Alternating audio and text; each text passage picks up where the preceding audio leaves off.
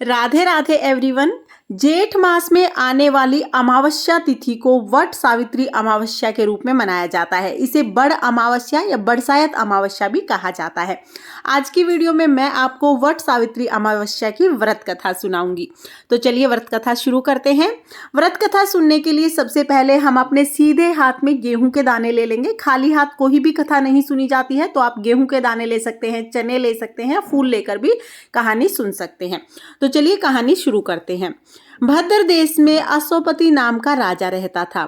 उसके संतान नहीं थी। उसने बड़े बड़े पंडितों को बुलाया और कहा, मेरी कोई संतान नहीं है, इसलिए तुम ऐसा उपाय करो जिससे मेरे संतान हो जाए। पंडित बोले, भाई संतान तो तुम्हारे एक पुत्री लिखी है जो 12 वर्ष की आयु में विधवा हो जाएगी। राजा ने कहा, तो क्या मेरा नाम नहीं रहेगा?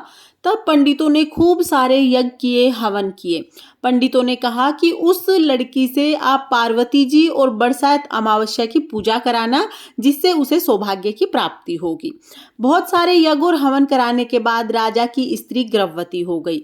कुछ दिनों बाद उसने पुत्री को जन्म दिया।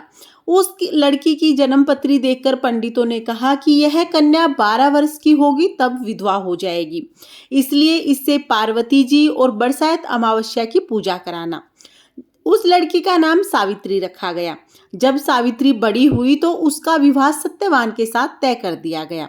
सावित्री के सास ससुर अंधे थे। सावित्री अपने सास ससुर की बहुत सेवा करती थी और सत्यवान जंगल से लकड़ी तोड़कर लाया करता था। सावित्री को मालूम था कि जिस दिन वह 12 वर्ष की होगी उस दिन उसके पति की मृत्यु हो जाएगी।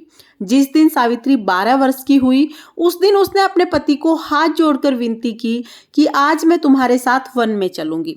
सत्यवान बोला, तू मेरे साथ चलेगी तो मेरे अंधे माँ बाप की सेवा कौन करेगा? अगर मेरे माता पिता कहेंगे तो मैं तुम्हें ले चलूंगा।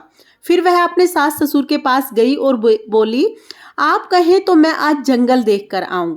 सास ससुर बोले, बहुत अच्छी बात है, चली जाओ। जंगल में जाकर सावित्री तो लकड़ी तोड़ने लगी और सत्यवान पेड़ की छाया में सो गया। उस पेड़ में सांप रहा करता था। उसने सत्यवान को डस लिया। जब सावित्री को पता चला कि सांप ने उसके पति को डस लिया है तो सावित्री अपने पति को गोदी में लेकर रोने लगी। महादेव और पार्वती जी वहां से जा रहे थे। सावित्री ने महादेव पार्वती जी के पैर पकड़ लिए और बोली, मेरे पति को जिंदा कर दो। तब वे बोले कि आज बरसात अमावस्या है, तू बरसात अमावस्या के दिन वट वृक्ष की यानी कि बड़ के वृक्ष की पूजा कर, तुम्हारे पति जिंदा हो जाएंगे। फिर वह खूब प्रेम से बड़ की पूजा करने लगी। बड़ के पत्तों के गहने बनाकर पहने जो बाद में हीरे मोती के बन गए। इतने में धर्मराज आ गए। उसने सावित्री के पति को ले जाने के लिए कहा। सावित्री ने धर्मराज के पैर पकड़ लिए और बोली कि मेरे पति को मत लेकर जाओ। धर्मराज बोला, तू वरदान मांग ले, जो तुझे मांगना है वो मांग ले, तेरे पति को छोड़कर मैं तुम्हें सब कुछ दे सकता हूँ। तब सावित्री ने कहा कि सबसे पहले तो मेरे माता पिता का कोई पुत्र नहीं है, वो पुत्रवान हो जाएं। धर्मराज बोले, सत्य वचन, ऐसा ही होगा।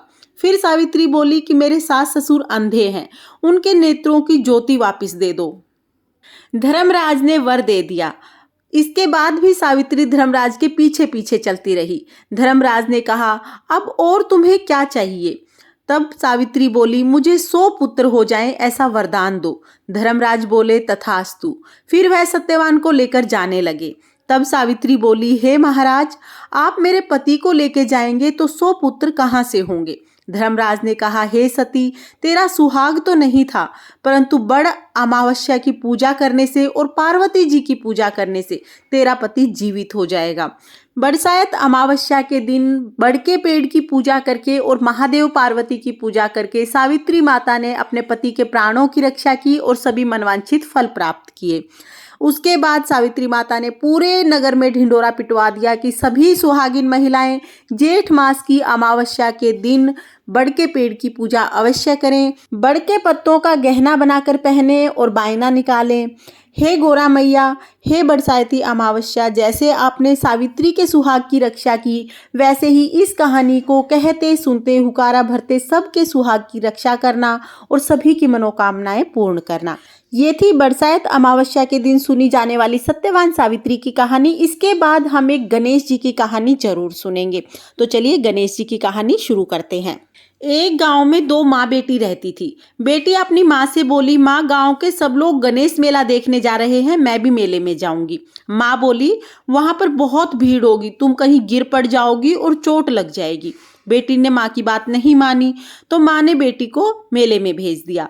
मेले में भेजते टाइम माँ ने बेटी को 2 लड्डू और 1 घंटी पानी देकर कहा, 1 लड्डू तो गणेश जी को खिला देना और पानी पिला देना, दूसरा लड्डू और बचा हुआ पानी तुम पी लेना। बेटी मेले में चली गई। मेला समाप्त होने को आया तो गांव के सभी लोग वापिस आ गए, परंतु बेटी वापिस नहीं आई। वह गणेश जी के पास बैठ गई और कहने लगी, हे गणेश जी, 1 लड्डू और पानी तुम्हें, बचा हुआ लड्डू और पानी मुझे। इसी तरह सारी रात बीत गई। गणेश जी ने सोचा कि यदि मैंने लड्डू खाकर पानी नहीं पिया तो ये लड़की घर नहीं जाएगी और इसका दोष मुझे लगेगा। तब गणेश जी एक छोटे से लड़के का रूप लेकर आए और बोले, बेटी ये लड्डू खाया और पानी पिया, अब तुम मांगो कि तुम्हें क्या मांगना है। लड़की ने सोचा, क्या मांगू? अन्न मांगू, धन मांगू, महल मांगू, सुहाग मांगू, खेत मांगू, बैल मांगू, बस इतना ही मांग लेती हूँ। गणेश जी उसके मन की बात जान गए। गणेश जी ने कहा कि जो तुमने सोचा है वो सब हो जाएगा, अब तुम घर जाओ। लड़की घर पहुंची तो उसकी माँ ने कहा, बेटी इतनी देर कहाँ लग गई? तब लड़की ने कहा कि माँ, तुमने ही तो कहा था कि गणेश जी को लड्डू खिलाकर और पानी पिलाकर आना। मैं तो गणेश जी को लड्डू खिलाकर और पानी पिलाकर आई हूँ। देखते ही देखते उनका सारा घर अंधन से भर गया। जो जो लड़की ने सोचा था वो सब कुछ हो गया। हे गणेश जी महाराज, जैसे आपने माँ बेटी पर कृपा की, जैसे माँ बेटी का घर धन से भर दिया, उस तरह इस कहानी को कहते सुनते हुकारा भरते सब पर अपनी कृपा बनाए रखना और सबके भंडारे भरे रखना। इस तरह से हमारी वट सावित्री व्रत की कथा पूर्ण होती है। कथा सुनने के बाद जो हमने हाथ में गेहूं के दाने लिए हैं, ये हम वट वृक्ष को समर्पित करेंगे और उसके बाद हम परिक्रमा करेंगे। फ्रेंड्स, वट सावित्री पूजा से संबंधित सभी वीडियो चैनल पर आ चुके हैं। सभी का लिंक मैं आपको डिस्क्रिप्शन में दे दूंगी, आप उन्हें भी एक बार जरूर देखना।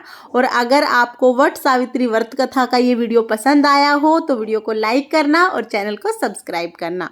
देखने के लिए बहुत बहुत धन्यवाद। राधे राधे।